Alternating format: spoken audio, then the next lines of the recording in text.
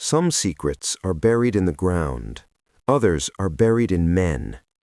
In September of 1857, on a tobacco plantation in Virginia, a man disappeared without breaking a single rule of physics. No shattered lock, no blood, no hurried footprints in the dew. He simply ceased to exist inside a system that claimed to own him. And the system panicked. You have been taught to think power is loud, that tyranny shouts, that corruption leaves fingerprints. That is a child's understanding of control. Real power is quiet. It smiles at church on Sunday. It balances its books. It speaks gently while it calculates what you are worth in dollars and cents. On Linmore Plantation, Harland Voss believed himself a master of order. 62 enslaved people, 400 acres of tobacco, a ledger so precise it could have passed for scripture. He believed control was the same thing as stability. But there was one man on that plantation who understood something Voss did not. Elias could read. That single fact is more dangerous than a loaded weapon in a world built on enforced ignorance. A literate man inside an illiterate system is not merely educated, he is awake. And when an awake man disappears from a structure built on obedience, it is not escape that terrifies the powerful. It is exposure. For weeks they searched for Elias as if you were property misplaced in tall grass. Notices were posted. A reward was offered. $300 for the return of a man who had once been introduced to guests as my most trusted. But understand this, the reward was not for his body, it was for silence. Because when a man who keeps the books vanishes, the books themselves become suspect. You are about to descend into a story that is not just about slavery or cruelty or one plantation in Virginia. It is about architecture, the architecture of control, the mathematics of human ownership, the way institutions preserve themselves by convincing everyone inside them that nothing is wrong.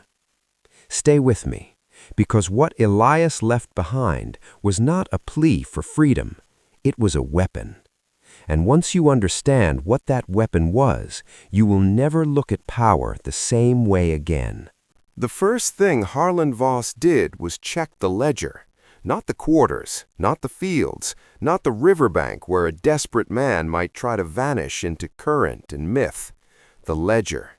Because Elias did not merely harvest tobacco, he calculated yield ratios, he recorded purchases, he copied correspondence. He knew how much debt Linmore Plantation actually carried beneath its polished exterior. And that was the part no one else knew. To the county, Voss was prosperous, to neighboring planters, disciplined, to the church, generous. But ink does not lie for long, and Elias had seen the numbers begin to fracture. Tobacco prices had dipped the previous season. Credit extended by Richmond merchants was tightening. A shipment had rotted in unexpected rain. Voss was leveraged more thinly than his calm demeanor suggested. If Elias ran north, that was a loss. If Elias spoke north, that was collapse. The search parties rode out in widening circles. Dogs were brought in. Overseers questioned every enslaved person twice, then 3 times. Anyone who hesitated too long answering was whipped until hesitation disappeared. But fear was already moving through the quarters like a low electrical current, because Elias had not spoken of escape. He had spoken of arithmetic. He had once told Josiah, an older field hand with scarred shoulders, that numbers were like chains. If you can see them, Elias whispered, you can count how many links there are. No one understood at the time. Now they did. On the 3rd day, something small but catastrophic was discovered. A page torn from the back of the ledger, not removed cleanly, ripped. Voss stared at the jagged edge as if it were a wound in flesh. What had been on that page? Purchase tallies? Debt figures? Names? Or something worse, proof? You must understand how fragile power is when it depends on illusion. Voss did not fear rebellion in the traditional sense. There were patrols for that, guns, laws, violence blessed by statute. He feared documentation, because violence can be denied, numbers cannot. The sheriff from the county seat arrived on horseback that afternoon, hat tilted back, expression mildly irritated at being summoned for what he assumed was runaway property. But when Voss spoke, he did not speak like a man missing labor. He spoke like a banker who has misplaced collateral. "Find him," Voss said quietly, "before he reaches anyone who can read." The sheriff laughed at that. He would stop laughing soon, because by the end of that week, rumors were no longer confined to the plantation. They were moving toward Richmond. And Elias, wherever he was, had not simply fled. He had carried something with him, something far heavier than his own body. Richmond was a city built on contradiction. Brick mansions and auction blocks, silk gloves and iron shackles, sermons on virtue delivered within earshot of chains rattling in holding pens. It was here that rumors first began to surface, not of a runaway slave, but of a discrepancy. A merchant named Caleb Durnell had extended credit to Harland Voss for 3 consecutive seasons, large credit, risky credit, and yet repayment records from Linmore Plantation appeared unusually perfect. Too perfect. Elias had been the one who copied those repayment confirmations. He had ridden into Richmond twice a year with sealed envelopes. He had stood quietly in counting rooms while white men argued about interest rates and shipping routes, invisible in plain sight. Invisible men hear everything. 2 weeks after his disappearance, Durnell received an unsigned letter. No flourish, no threat, just numbers. Shipment totals that did not match warehouse intake. Interest calculations altered by fractions that seemed trivial until multiplied across years. Insurance claims filed for tobacco allegedly ruined, tobacco that warehouse logs suggested had never arrived. The letter ended with a single sentence: "Check your books against his." Durnell checked, and something cold slid into his spine. You must understand the genius of it. Elias had not accused Voss of cruelty. That would have been dismissed. He had not written about beatings or bondage. Those were accepted costs of doing business in that era. He had written about fraud. Fraud disrupts alliances. Fraud makes powerful men suspicious of each other. Within days, Durnell quietly contacted 2 other creditors. They compared ledgers. They discovered inconsistencies not just in tobacco weight, but in labor allocations tied to collateral agreements. Linmore Plantation had been leveraged against human bodies, mortgaged in part on the productivity of enslaved people listed by name.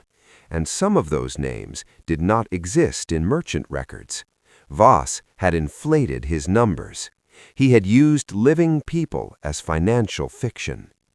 Back on the plantation, Voss felt the shift before he understood it. Letters from Richmond grew terse. A scheduled credit extension was delayed. A banker who once tipped his hat now offered a stiff nod. Control was thinning. In the quarters, something else was happening. Hope. Not loud, not reckless, but mathematical. If a single torn page could reach Richmond, what else could? Josiah began teaching 3 younger men how to memorize numbers the way Elias had. Not written, not visible, stored in mind. Because here is the truth no master ever once acknowledged.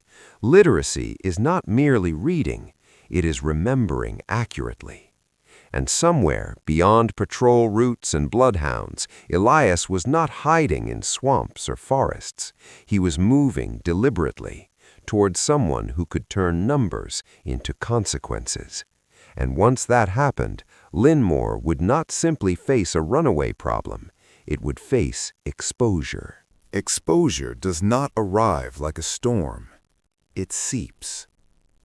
3 weeks after Elias vanished, a letter bearing the seal of a Richmond legal office arrived at Linmore Plantation. The wax was unbroken when it was handed to Harland Voss.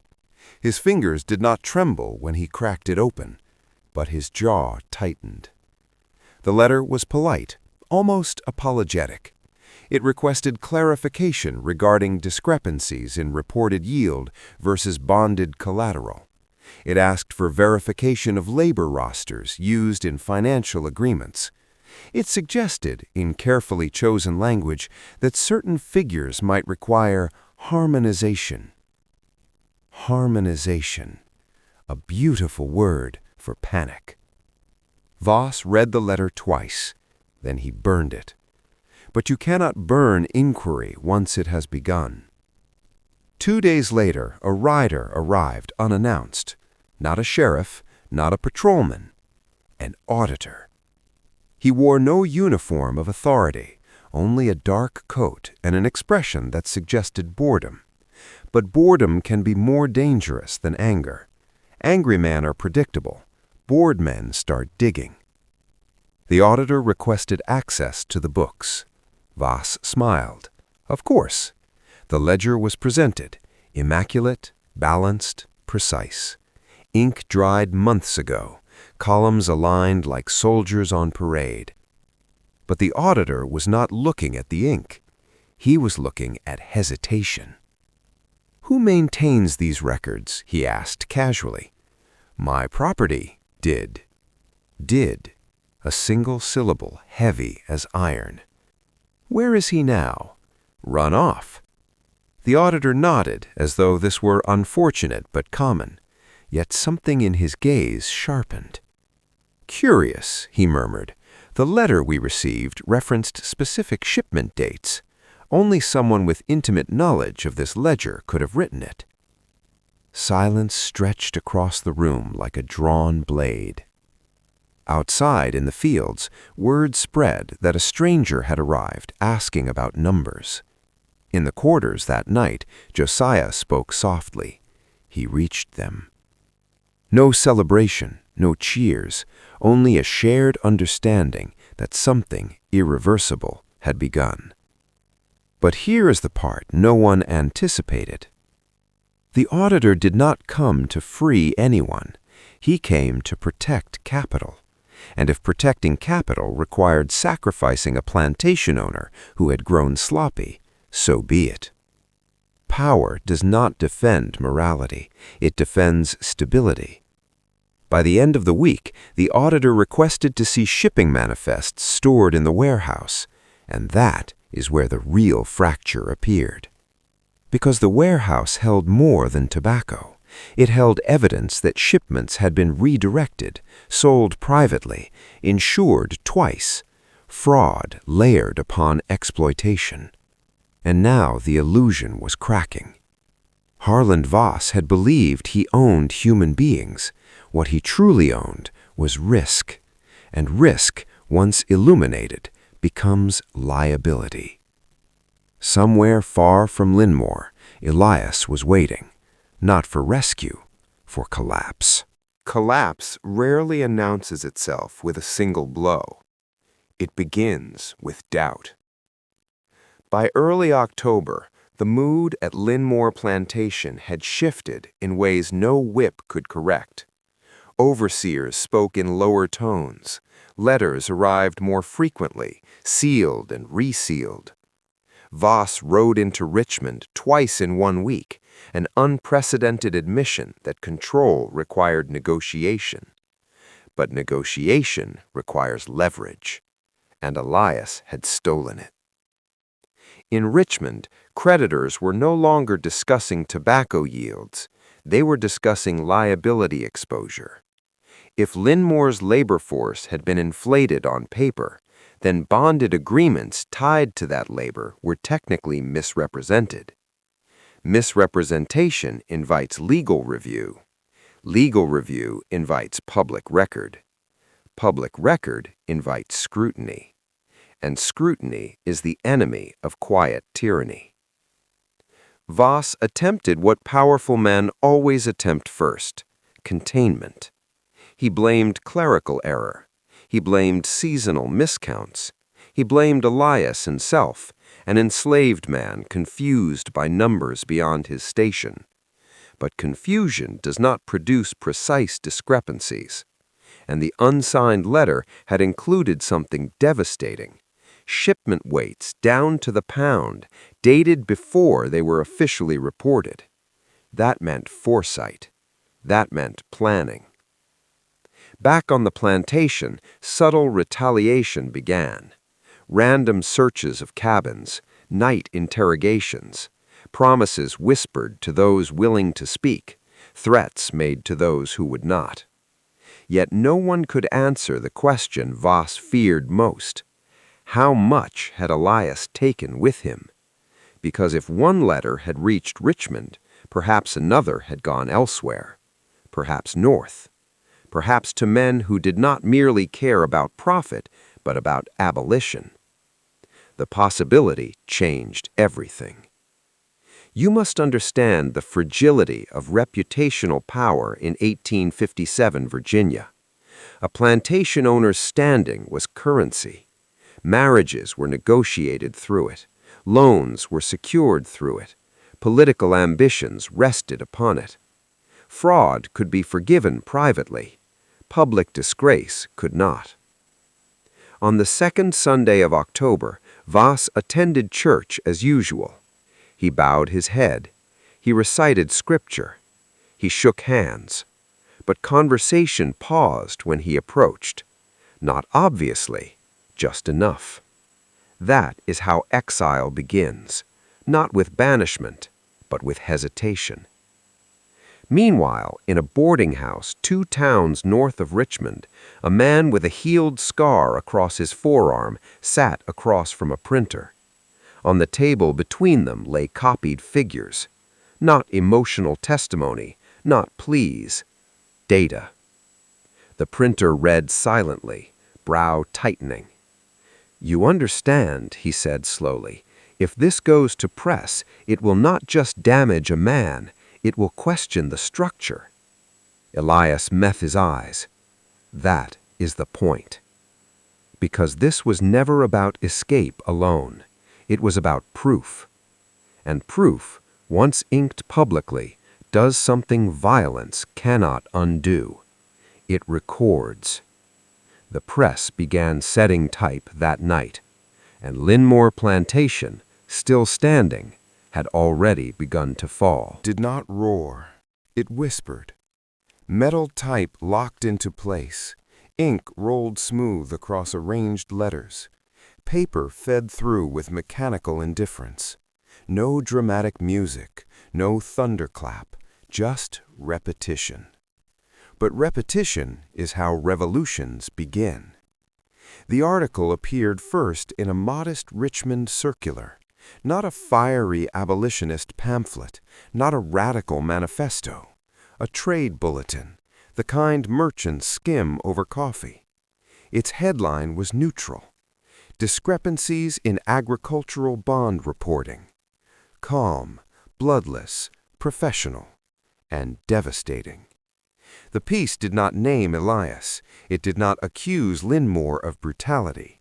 It presented numbers: shipment weights versus bonded declarations, insurance claims filed twice, labor rosters that inflated collateral estimates.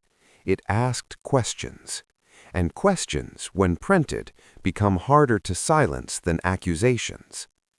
Within 48 hours, 3 other publications reprinted the analysis.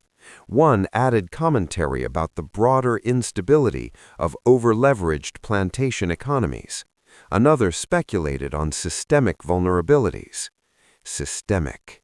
That word is dangerous.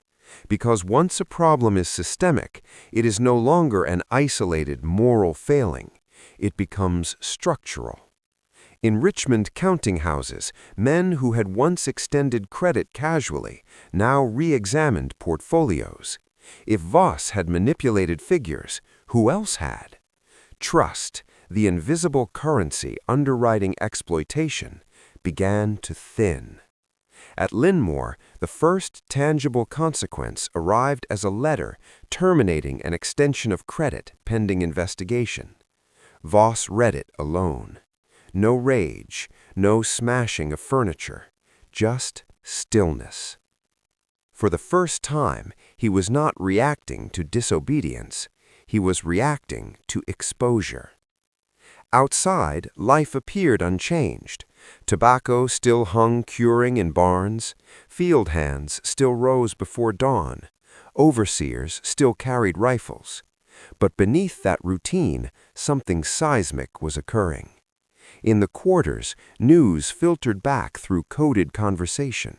A traveling peddler mentioned an article. A sympathetic dock worker passed along a scrap of printed text. Josiah held the fragment carefully, though he could not read it. He did not need to. "What does it say?" someone whispered. "It says the books are wrong," came the reply from one of the younger men Elias had taught. A simple sentence, yet it carried an almost sacred weight, because for generations the books had defined reality. They determined value. They justified violence. They translated human beings into assets. If the books were wrong, then the logic of ownership was flawed. And if the logic was flawed, then obedience was no longer inevitable. Meanwhile, Elias did not celebrate. He knew something others did not. Exposure invites retaliation. Power, when embarrassed, becomes unpredictable. And Harlan Voss was not merely a debtor now. He was a man humiliated in print.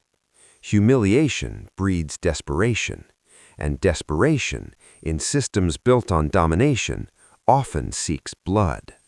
The question was no longer whether Linmore would survive financially. The question was how far Voss would go to restore control. Because when illusion shatters, men who built their identity upon it rarely surrender quietly. They escalate. Humiliation changes a man's posture. Before the article, Harlan Voss walked Linmore's fields like a surveyor of destiny, slow, measured, certain. After the article, he walked like a man counting threats. Every whisper sounded strategic. Every glance felt weighted. Creditors had not yet seized assets. No sheriff had nailed a notice to his door. But reputation had cracked, and cracks spread. On the fourth morning after the publication, Voss summoned every overseer to the main house. No shouting, no theatrics. He spoke softly, which made it worse. "There is misinformation circulating," he began. "It originates from stolen records. We will correct it." Correct. The word hung heavy. He ordered stricter patrol rotations, night watches doubled, travel between neighboring plantations temporarily suspended. Any enslaved person found discussing outside matters would face immediate punishment, not because Voss believed discussion caused fraud, but because discussion spreads awareness. Awareness spreads courage, and courage spreads risk. That afternoon, Josiah was taken from the field for questioning, not because he had spoken publicly, but because Voss sensed something intangible, a quiet steadiness in him that resembled Elias. Interrogation on plantations rarely required evidence. It required suspicion. Josiah was asked what Elias had said before disappearing. "Nothing," he replied. He was struck. "What did he write?" "I cannot read." Another blow. The irony was brutal. Illiteracy had once been enforced to maintain control. Now it shielded the truth. Josiah genuinely did not know what Elias had sent north. He only knew the effect. But Voss needed a body to blame. In Richmond, meanwhile, the situation escalated in a different direction. A larger newspaper, one with political influence, referenced the trade bulletin in a broader editorial questioning financial transparency in plantation-backed securities. They did not call for abolition. They called for reform. And reform is sometimes more destabilizing than revolution because it enters rooms revolution cannot. Merchants began quietly distancing themselves from Linmore. Insurance providers requested additional documentation. A rumor circulated that Voss might be forced to liquidate part of his holdings to stabilize debt. Liquidate, a cold word, because on plantations, liquidation did not mean selling furniture. It meant selling people. When that rumor reached the quarters, fear collided with fragile hope. If exposure weakened Voss, hope might edge closer. If exposure destabilized Voss, he might sell them south to compensate. Hope and terror braided together. Elias understood this risk better than anyone. He had calculated the possibility that collapse would not liberate, it might scatter, which is why he had not sent only numbers. He had sent copies to multiple destinations, because if one publication could be silenced, another might speak. If one creditor forgave quietly, another might press. Redundancy is protection. And Voss, for all his wealth, was facing something he had never mastered: information he did not control. The plantation still stood, but control had shifted from land to narrative, and narrative, once contested, rarely returns to obedience. The first sale notice was drafted in ink the color of dried blood. It did not mention fear. It did not mention instability. It cited necessary asset realignment. 3 men, 2 women, and 1 boy under the age of 12 were listed for transfer to a broker in Georgia. Liquidation had begun. Voss framed it as strategic, trimming surplus labor to rebalance accounts, but everyone understood the truth. The article had cost him liquidity. Credit tightened, insurance audits lingered, and public doubt, even mild, carried a price. In the quarters, silence settled like frost. Hope had been mathematical. So was retaliation. Josiah felt the weight of it more than most, not because he was listed for sale, he was not, but because he recognized the pattern. Systems under scrutiny do not reform out of shame. They reassert dominance to prove continuity. Fear is a demonstration. But something unexpected happened the day the broker arrived. The boy on the list, Samuel, refused to walk.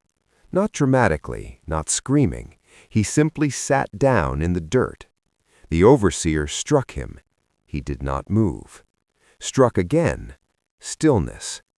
It was not rebellion in the traditional sense. It was refusal without spectacle. And refusal is harder to narrate as chaos. Voss watched from the porch, jaw tight. Public resistance would feed the very narrative he sought to suppress, yet backing down would signal weakness. Power thrives on clarity. Ambiguity unnerves it. In that suspended moment, Josiah stepped forward. He did not shout. He did not plead. He knelt beside Samuel and whispered something only the boy could hear. Moments later, Samuel stood, not broken, resolved. They walked toward the wagon together. Voss exhaled, believing order restored. But what Josiah had whispered was not surrender.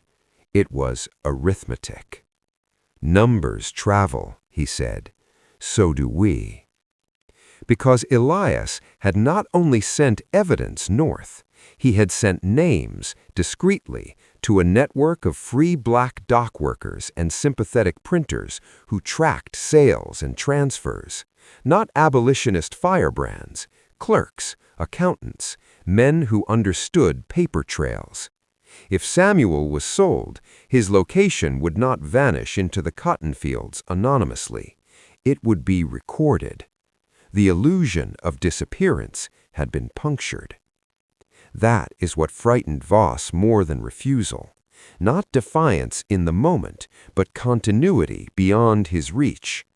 In Richmond, a second article appeared, this one more pointed. It questioned whether inflated labor rosters had been used to secure loans now at risk of default. It referenced possible forced asset liquidation as a consequence of financial mismanagement. The language was restrained, the implications were not. Voss realized something chilling. The narrative was escaping him. No matter how many men he sold, the story would frame it not as authority, but as desperation. And desperation weakens dominance. That night, alone in his study, Voss opened the ledger and stared at the jagged edge where the page had been torn. For the first time, he understood. Elias had not run from the plantation. He had removed the plantation from its myth. And once myth dissolves, power stands exposed as mere calculation. Calculation can be challenged, and challenged systems do not sleep peacefully. They prepare. Escalation was coming.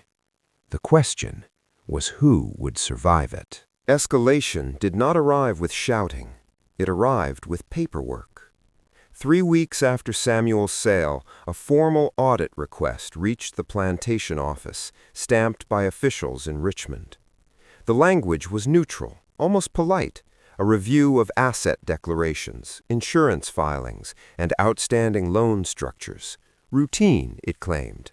Nothing about it was routine. Voss read the letter twice, then folded it carefully, as if neatness might restore control. He had weathered droughts, revolts, market crashes. He understood violence. He understood intimidation.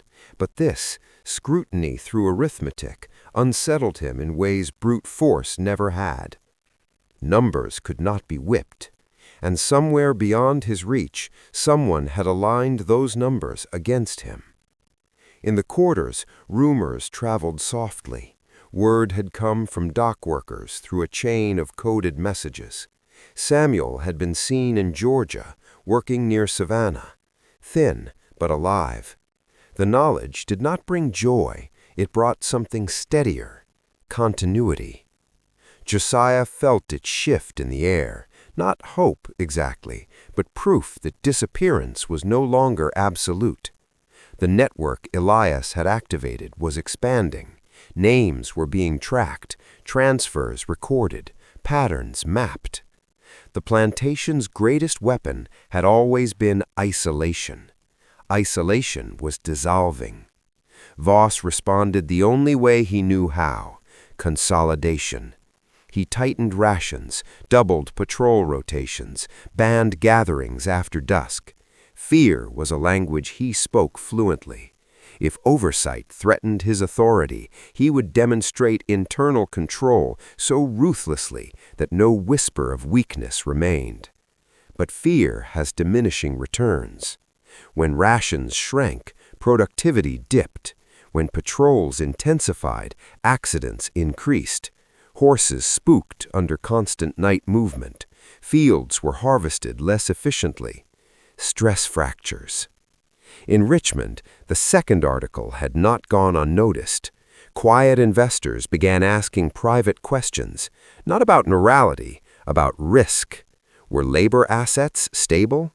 Were loans over-leveraged? Was collateral inflated? Risk is contagious. Voss summoned his overseer and demanded loyalty oaths from key workers, symbolic affirmations of obedience meant to reassure both himself and his creditors. But coercion, once formalized, reveals insecurity. Josiah refused to sign. Not dramatically, not loudly. He simply set the paper down. "I cannot swear to what I do not control," he said evenly. It was a careful statement, neither defiant nor submissive, true in a way that could not be punished without drawing attention. Voss's hand trembled before he dismissed him, because the truth beneath the words was sharper than rebellion. Control was already fragmenting. That night, Elias received word of the audit through a sympathetic clerk. He sat in a dim boarding house room in Philadelphia, tracing a map of Plantation holdings with steady fingers. This was no longer about escape. It was about pressure. If enough doubt accumulated, financial, reputational, structural, the plantation would not collapse dramatically. It would erode. And erosion is harder to fight. Back in Virginia, Voss opened his ledger once more, this time to calculate liquidity against outstanding debt. The figures did not lie. To stabilize, he would need to sell more labor before scrutiny deepened. More sales, more fragmentation. But fragmentation fed the network. Every transfer created a new data point. He had built an empire on the assumption that people could be moved like silent cargo. He had not accounted for memory, nor for mathematics wielded by those he underestimated. Outside, the wind carried dust across the fields. Inside, the system began to crack, not from rebellion in chains, but from calculation in shadow. Escalation had begun, and this time it was measured in columns of ink. The crack in the foundation spread silently, imperceptible to most, but not to those who understood the machinery of control. Elias had never relied on force. He relied on patterns, on the hidden arithmetic of the plantation itself. Every sale, every ledger entry, every transfer became a coordinate in a map no one else could read. And now, from Philadelphia, he traced each movement with the precision of a cartographer marking forbidden lands. Voss did not understand the logic that now haunted him. He measured success by obedience. He measured risk by visible behavior. But the most dangerous variables were invisible. A ledger might appear neat, a field might appear orderly, yet beneath both, momentum had shifted. Calculations had begun, networks had formed, and the unseen hand was orchestrating consequences in ways the master could neither anticipate nor counter. Josiah was no longer alone. Small acts of awareness proliferated like currents under a frozen river. The enslaved, the overlooked, the silent, all pieces of a lattice Voss had assumed he controlled entirely. Elias's escape had been a vector, not the terminus. Every detail in the ledger, every name, every sum was a seed planted in fertile secrecy.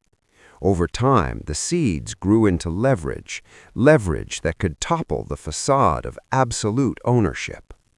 By now, panic had a new shape, not the flailing terror of immediate threat, but the creeping dread of comprehension.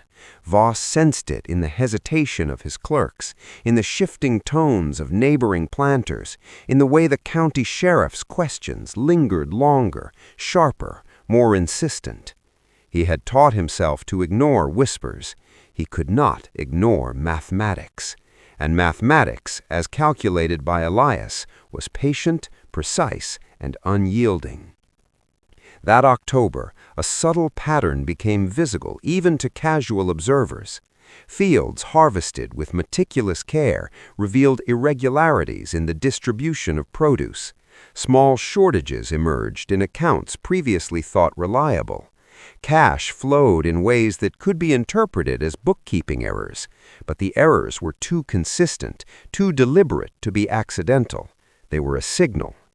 Somewhere between fear and comprehension, the Voss family realized the problem was no longer physical, it was structural, it was abstract.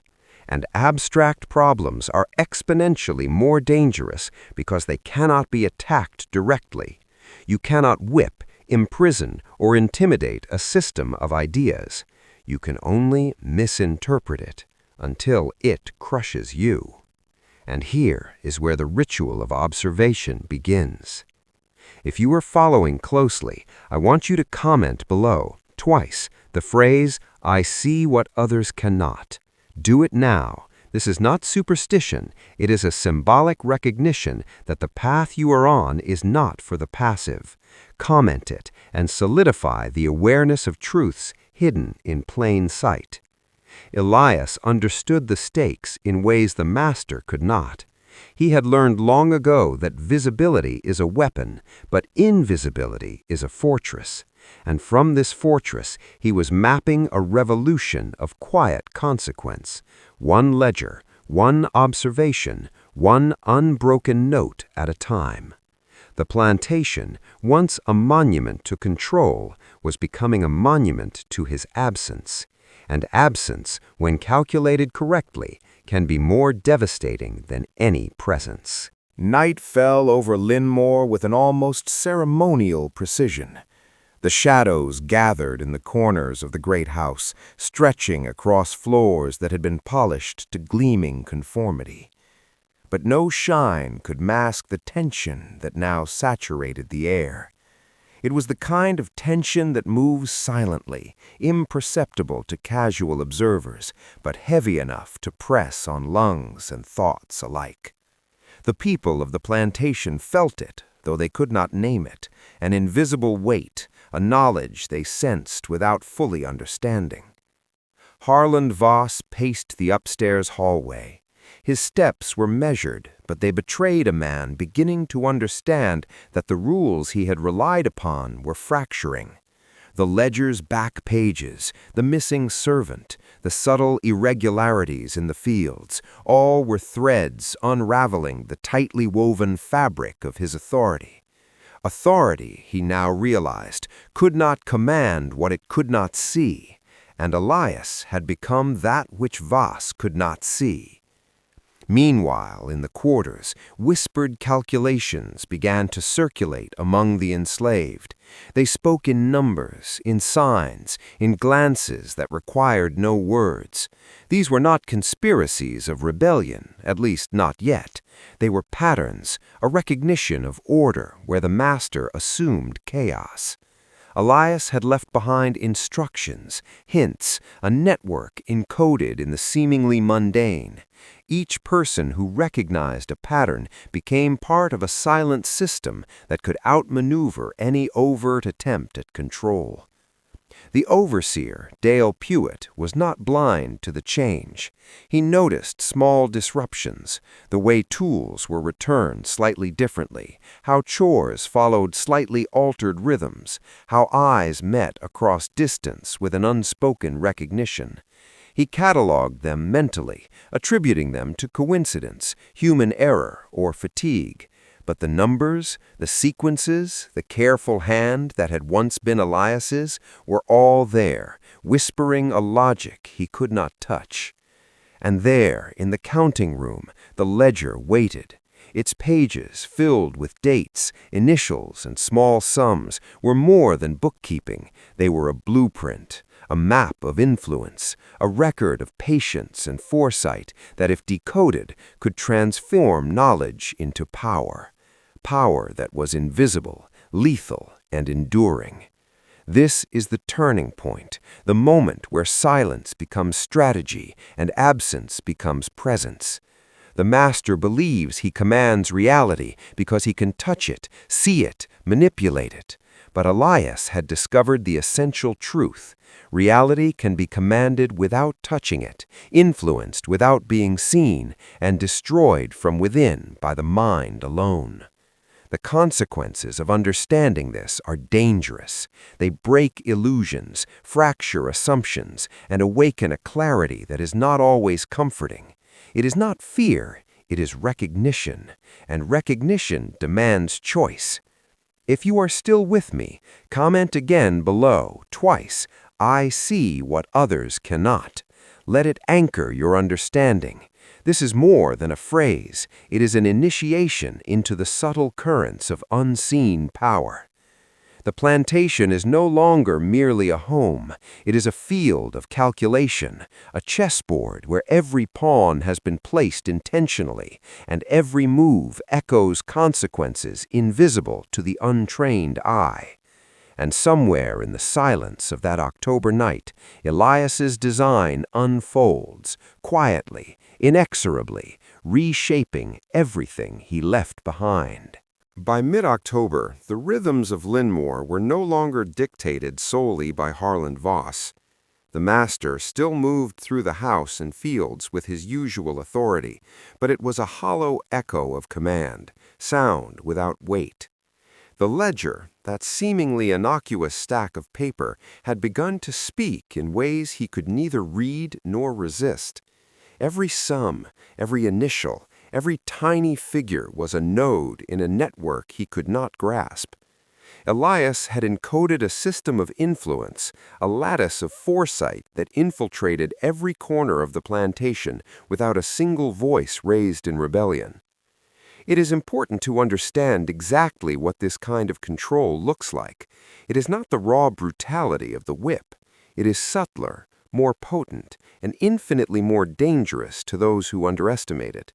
Control from the shadows works by shaping perception, guiding decisions before they are consciously made, making chaos seem orderly and order seem natural. In Elias's absence, Linmore had become a stage for that invisible choreography. Those who were observant, those who could see the patterns, began to move differently, intentionally, cautiously, as if their awareness alone was a form of armor. Even Harlan's interactions with his remaining staff carried a different texture. He spoke, he gestured, he commanded, but the responses he received were filtered through Elias's design. Every report from the fields, every ledger entry that reached his desk, every whisper in the kitchen had already passed through a hidden system of verification and adaptation. It was subtle, imperceptible at first, but cumulatively devastating. What Voss thought of as minor anomalies were, in fact, deliberate signals, tiny interventions that maintained the integrity of Elias's plan. Meanwhile, Catherine Voss watched silently. Her own comprehension grew with each visit to the counting room. She now understood that the numbers were not random, and they were not merely protective, they were prescriptive. Elias had left instructions not only for survival, but for transformation. He had created a map, a key, and a test, all embedded within the mundane, waiting for the right observer to recognize it. This is the point where most people would panic, misinterpret, or simply ignore what lies before them. The lesson Elias left behind is ruthless in its simplicity. Knowledge without application is impotence. To wield unseen influence, one must see beyond immediate consequences, anticipate reactions, and manipulate perception itself. Every ledger entry, every coded sum was a piece of a larger strategy, a strategy that threatened to undo centuries of assumed power, quietly, deliberately, invisibly. If you are still following, comment, "I see what others cannot," once more, and repeat it. Let it cement your awareness. The next revelations will not be gentle. They will pull you into the machinery of unseen control, the kind that changes a man from observer to participant in a dangerous, hidden reality. The true danger of knowledge is not in its possession, it is in the awakening it triggers. And Linmore, under Elias's shadow, is awakening fast. The ledger, now fully understood by Catherine, began to exert its influence in ways no one had anticipated. It was no longer a collection of numbers. It was a silent engine, a machine of foresight, a blueprint for action. Each entry, each figure, each carefully placed initial acted like a lever, nudging events into motion without a single word being spoken. And the first tremors of that mechanism were about to ripple across Linmore, shaking its foundations. It started with the small things. Supplies arrived at unexpected times, fieldwork was completed with an eerie precision, and the people of the quarters moved with subtle, coordinated awareness. No one could explain why, yet everyone felt the shift. The overseer, Dale Pewitt, noticed it first, an instinct, a discomfort in the familiar rhythms of the plantation. Patterns that had been predictable were no longer so. Pewitt was meticulous, a man who measured behavior and accounted for every deviation, but even he could not map this emerging system.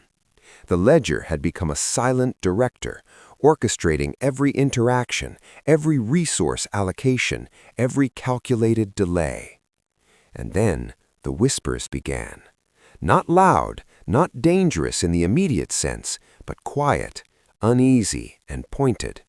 Ruth in the processing barn noticed things that didn't add up, small inconsistencies in the work schedule, deliveries of goods that had no explanation. George in the kitchen observed the staff moving differently, subtly in step with each other, almost as if guided by a force beyond their understanding. The people of Linmore were becoming actors in a play written by Elias, a play in which the ending was invisible, yet inexorably approaching. Catherine realized something terrifying. Elias's influence had not ended with his disappearance, it had multiplied. The careful, patient accumulation of sums, the precise notation of initials and dates had created a system that anticipated, corrected, and compensated for human error.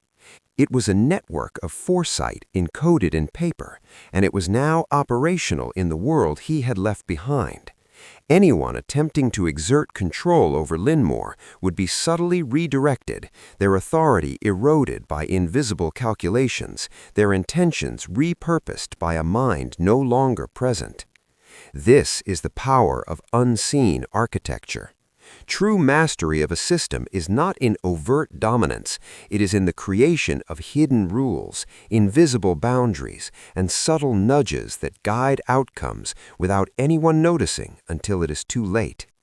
Elias had not just disappeared, he had transcended presence.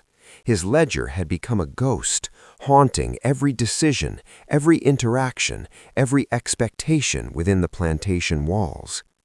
If you understand the significance of what is happening here, comment, "I see what others cannot," again, twice, to lock in your awareness. This is not mere observation, it is initiation into a deeper comprehension.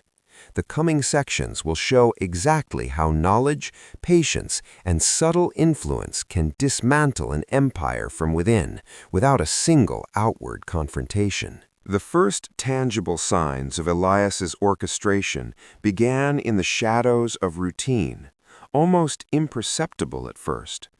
The workers in the fields noticed that tasks they had performed for years were somehow easier to complete, or impossibly complicated, depending on perspective.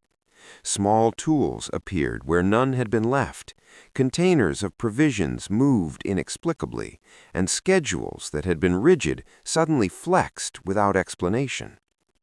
Those who had once felt the suffocating weight of oversight now felt it lifted, as if an invisible hand had rewritten the rules of expectation. Dale Pewitt, ever methodical, sensed a creeping unease. He walked the quarters at night, observing patterns of movement, listening to whispered coordination among the enslaved workers. His trained eye recognized that something was unfolding that he could neither command nor predict. A man of reason, he initially dismissed these anomalies as coincidence, but the repetition, the consistency, made that impossible. Someone, or something, was guiding events with meticulous precision. The ledger had become a map, a set of instructions encoded into the behaviors of the living, a silent algorithm he could not disrupt. Catherine, meanwhile, continued her secret study of Elias's work. Each visit to the counting room revealed deeper layers, each page a new insight into the invisible architecture he had left behind. She began to notice connections between minor plantation expenses and events that had previously seemed unrelated. A sack of flour delivered on a certain day corresponded with a quiet rearrangement of field schedules. Small payments and minor corrections in accounts revealed not mistakes, but deliberate cues for action. It was as if Elias had implanted a code, a series of triggers that set into motion a chain of outcomes only intelligible to those who could see the patterns. And the people themselves, Ruth, George, Nora, were unknowingly participating. Their actions became coordinated, precise, and efficient in ways that defied explanation. The atmosphere at Linmore shifted. What had once been a space defined by overt power and hierarchy now operated according to subtler, more profound rules. Authority was still present, but it was being quietly subverted, redirected by a design no one could see but Elias. The plantation was alive in a new way, responding to unseen signals with a fidelity that unnerved even the most confident overseers. This is the hallmark of genius concealed: to influence without appearing to orchestrate outcomes that seem spontaneous, and to embed power in the very structure of reality. Elias's disappearance was not an absence, it was a transformation. His control had migrated from presence to system, from physical proximity to intellectual dominion. And now, the consequences were beginning to ripple through every corner of Linmore. By mid-October, Harlan Voss began to sense a subtle erosion of control, though he could not yet name its source. Tasks that had been unquestioningly completed now faltered in minor, almost imperceptible ways. Reports arrived late, fields were tended inconsistently, and small errors appeared in the very accounts he had believed untouchable. Each anomaly alone seemed trivial, dismissible, but the accumulation created a pattern he could feel pressing against his authority like water against a dam. He did not yet know it, but Elias had engineered this outcome intentionally. Every ledger entry, every hidden calculation, every coded note had a duo purpose: to survive his disappearance and to assert influence over the very structures of power that had once bound him. His absence was not loss, it was a release of control into a system that moved independently of his body. The plantation's machinery, once entirely in the hands of men like Harlan and Puett, had begun to operate according to Elias's silent design. Dale Puett was the first to grasp the scale, though even he could not articulate it fully. He noted subtle efficiencies emerging where disorder should have taken hold. Workers anticipated needs before being directed. Resources appeared to redistribute themselves as if guided by an invisible mind. Puett's calculations and assumptions, based on years of experience, failed to predict outcomes with any certainty. Something was at play that operated beyond the conventional hierarchies of power he understood. Catherine, observing in silence, recognized the deeper implications. Elias's plan was not simply about survival or wealth, it was a recalibration of influence, a subversion of the system itself. Every seemingly minor detail, the clear desk, the hidden pages, the carefully tracked sums, was part of a broader architecture. It was the work of a man who had learned to manipulate not just people, but the very perception of reality, using trust, omission, and secrecy as tools sharper than any whip or ledger. The enslaved workers, unknowingly complicit, became instruments of this quiet revolution. Their obedience had been reprogrammed subtly. The routines they followed were no longer dictated solely by fear or instruction. They were performing actions that aligned with Elias's unseen intent. And while no one outside that immediate circle could recognize it, the balance of power at Linmore had already shifted. Harland Voss, confident in the supremacy of his oversight, was beginning to lose command, though he would not understand how, not yet. This was the essence of Elias's genius, to replace the visible hierarchy with an invisible one, to wield control through knowledge rather than presence, and to remain untouchable even in disappearance. The first cracks in Harland Voss's authority were the quietest, the kind you feel more than see, but they were the most dangerous. They presaged a collapse that would be swift, methodical, and irreversible once fully realized. By the last week of October, the first tangible signs of Elias's invisible hand began to manifest. Harland Voss, a man accustomed to precise outcomes and absolute compliance, noticed that even the simplest tasks required repeated instruction. Orders that had once been executed without question now returned incomplete, subtly altered, or delayed just enough to unsettle the rhythm of the plantation. He could not yet see the pattern, he could only feel the dissonance, like a clock whose pendulum wavered imperceptibly, threatening collapse. The workers, meanwhile, carried out their daily routines with an unfamiliar confidence, guided by habits Elias had ingrained. The young laborers, unaware of the hidden sums and coded notes, moved through the tobacco fields in ways that seemed ordinary, but were strategically aligned with what Elias had left behind. Every measurement, every bundle of leaves, every arrangement of tools was subtly calibrated. It was as if he had rewritten the rules of the plantation in invisible ink, leaving only fragments for others to interpret, fragments they followed instinctively. Dale Pewitt, tasked with overseeing the operations, became increasingly unsettled. He observed anomalies he could neither explain nor correct. Stockpiles shifted, inventories balanced themselves in ways that defied logic, and mistakes he assumed were human error vanished as mysteriously as they appeared. The ledger, once the backbone of control, no longer reflected reality. It had been hijacked by the meticulous genius Elias had instilled.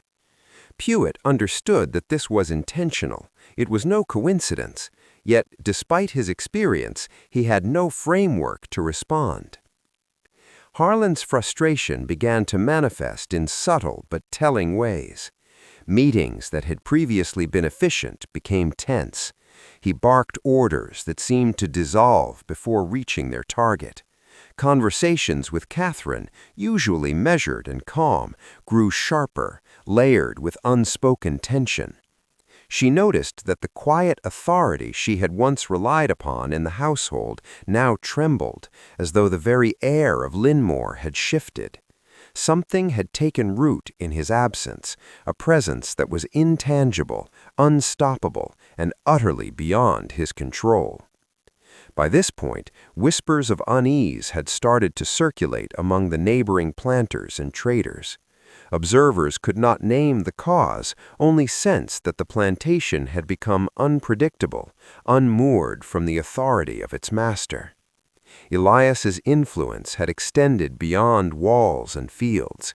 It now existed as a force, subtle and pervasive, capable of reshaping the environment, behaviors, and expectations. Harland had become a man out of step with the very world he thought he commanded. The genius of Elias lay in the fact that he had created a system in which his physical absence was irrelevant. Control, as he understood it, was not a matter of proximity, it was a matter of foresight, intelligence, and the deliberate construction of dependencies that others could not recognize. By the time the first panic took hold, it would be too late for Harland to reclaim it. Elias had engineered an invisible empire, one built on knowledge, trust, and the quiet obedience of those who never knew they were participating in it. By early November, the subtle, almost imperceptible changes at Linmore had grown into undeniable signs of disruption. Harlan Voss, a man whose life had been governed by order and hierarchy, began to perceive that something fundamental had shifted. The plantation no longer moved according to his schedule or his will. Reports from Pruitt arrived with inconsistencies, measurements were off by small margins, and even the stock of tobacco, once meticulously cataloged, seemed to resist quantification. Every attempt to impose control only revealed the extent of his ignorance, and for the first time, the illusion of mastery he had cultivated for decades began to fracture. It was Catherine who first noticed the pattern in its most alarming form. In the great house, she observed the repetition of certain behaviors among the household staff, movements, schedules, and interactions she recognized from Elias's routines. There was a rhythm in the chaos, an order that belonged to someone else. She realized with a creeping dread that Elias had left a blueprint, an invisible framework through which the plantation continued to function exactly as he intended. The realization brought a chill. He had transcended his absence. He had built a system that operated without him, yet moved according to his will. By mid-November, the first tangible evidence of Elias's planning emerged in the form of a hidden ledger. Pruitt, still unaware of the full implications, stumbled upon a small cache of papers carefully concealed behind the false panel in the curing barn. Inside were pages of calculations, names and dates, records that connected payments, movements, and deaths in ways that were indecipherable to anyone who lacked context. But Pruitt sensed the weight immediately. There was a deliberate intelligence embedded in these documents, a hidden architecture of control and foresight that pointed to a mind capable of anticipating every human reaction. The realization struck Harlan with a force that left him momentarily paralyzed. He understood that Elias had outmaneuvered him, not with brute force or rebellion, but with knowledge, an invisible weapon that none of the planters around him could recognize, let alone counter. Every small advantage Harlan had assumed he possessed was illusory. Every system he thought unshakable had already been rewired from the inside. He was not facing a man, he was confronting an idea, a carefully orchestrated presence that had made him irrelevant. Among the enslaved workers, Elias's influence manifested as quiet confidence, a subtle empowerment. They followed routines he had instilled, carried out tasks that seemed ordinary but adhered to hidden logic, and avoided actions that might expose the system he had constructed. Elias had taught them, indirectly, how to maintain a balance that ensured survival, efficiency, and secrecy. No word of defiance or sabotage was needed. The knowledge he had left behind acted as both instruction and shield, guiding every movement, every decision. By the end of November, Harlan Voss understood a horrifying truth. The plantation was no longer his. It was Elias's creation now, functioning without Elias, but entirely under his influence. The man who had disappeared in the night had left behind a legacy more powerful than fear, more enduring than violence, and infinitely more dangerous than any master could ever imagine. Every step Harlan took from that moment on was within a landscape Elias had already mapped, anticipated, and in many ways controlled. As December crept over Linmore, the quiet tension in the air became almost tactile. Harlan Voss, once a man of unquestioned authority, began to feel the crushing weight of uncertainty pressing down on every corner of his plantation. He walked through the fields, through the tobacco barns, through the household quarters, and every familiar place seemed subtly altered, not physically, but in the way the routine itself now resisted his control.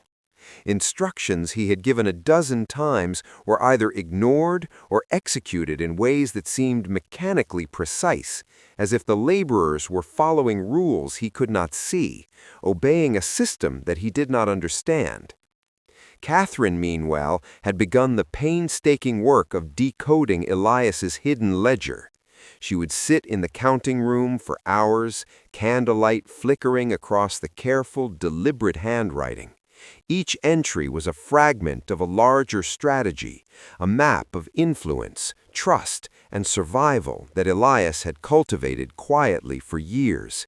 Names of people long gone, dates of small transactions, obscure codes, everything connected in ways that suggested Elias had been thinking not just about the present, but about decades of consequences. She realized with a chilling clarity that Elias had left a blueprint of human behavior, a design that mapped the desires, fears, and weaknesses of every person under her observation. Harland began to notice small but persistent disruptions that could not be explained by chance. Supplies went missing, calculations in the main ledger didn't reconcile, and the usual complaints of the field workers were conspicuously absent. It was as if the entire plantation was moving with a hidden intelligence, one step ahead of him.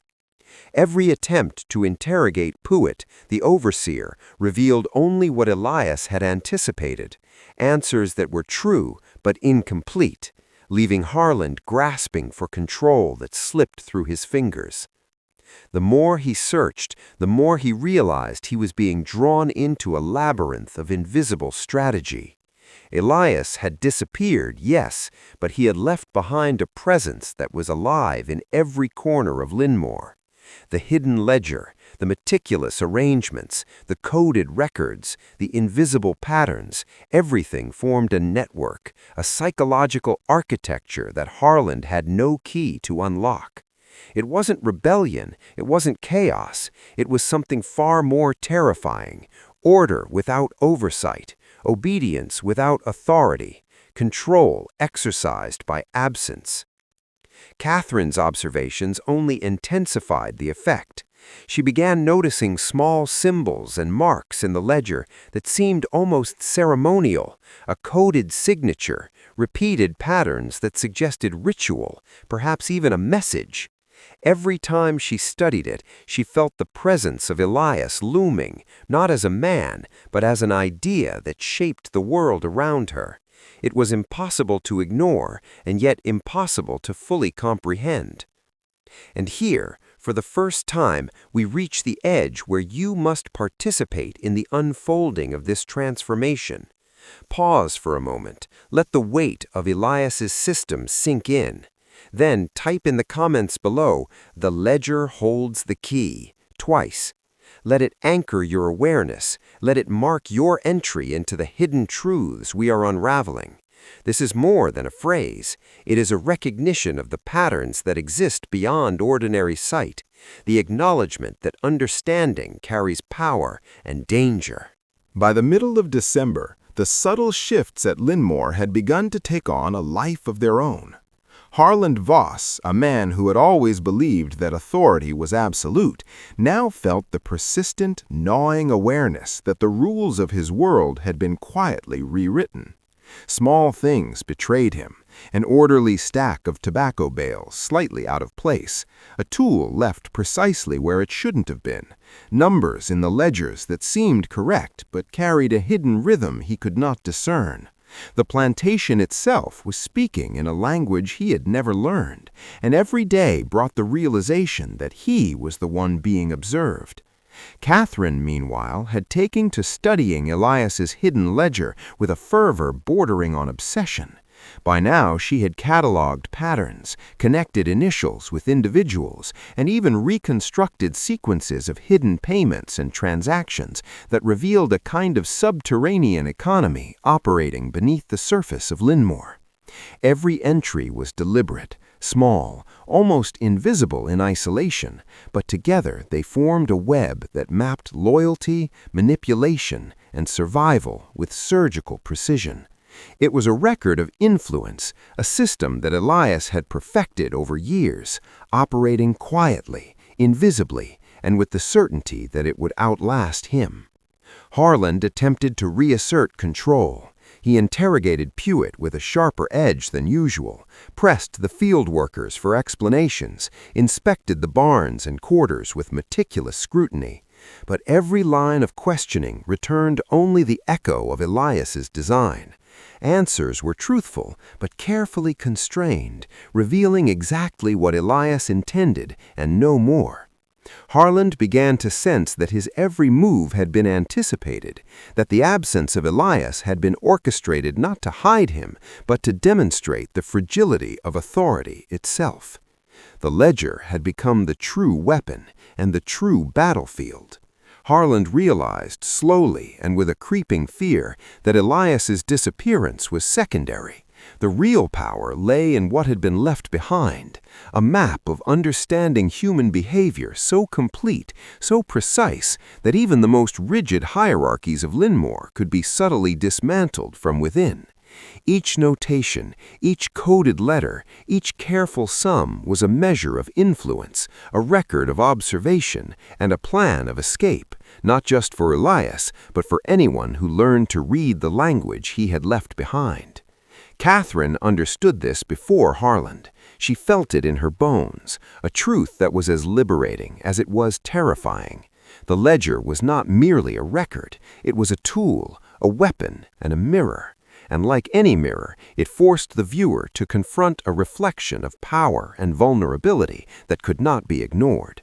In the quiet of the counting room, she traced the inked columns with trembling fingers, knowing that each line carried a fragment of forbidden knowledge, knowledge that could alter the course of lives, challenge authority, and shift the balance of power in ways no one yet imagined.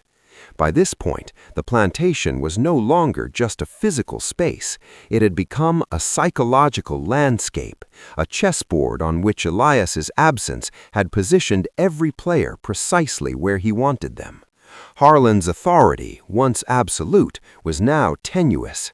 Catherine's understanding, once peripheral, was now central, and the truth that Elias had constructed in the ledger waited silently like a predator beneath the surface, ready to emerge at the moment when the unwary would least expect it. The first cracks in Harland Voss's carefully constructed control began almost imperceptibly, like hairline fractures in stone that eventually split the mountain.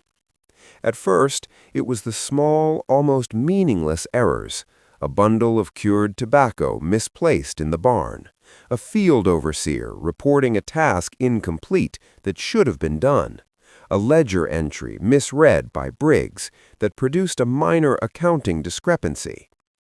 By themselves, none of these would have been cause for alarm, but when viewed in sequence, in the way Elias had intended them to be noticed, they formed a pattern, a subtle rebellion encoded in the routine of the plantation.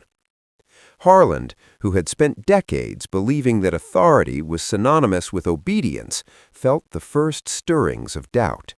The same people he had once considered predictable, compliant, and entirely manageable began to behave in ways that challenged that assumption. Workers who had once been silent now watched him with a kind of quiet calculation. Their eyes lingered a moment too long. Their movements carried an extra weight, as though they were reading him, learning him, anticipating his reactions.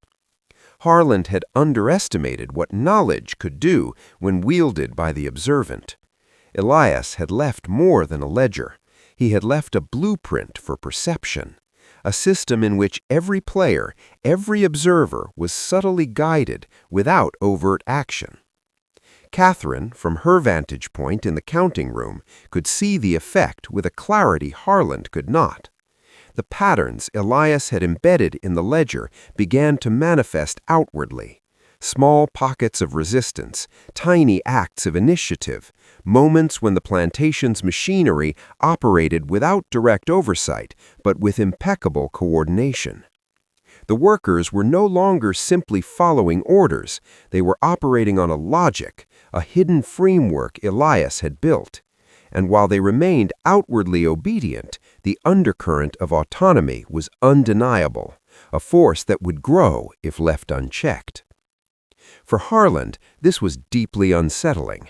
The plantation had always been his domain, a physical and psychological extension of his will. But now, the very system he had relied upon was bending beneath him. He could enforce compliance with punishment or reward, but the ledger's influence had infiltrated a level deeper than fear or greed.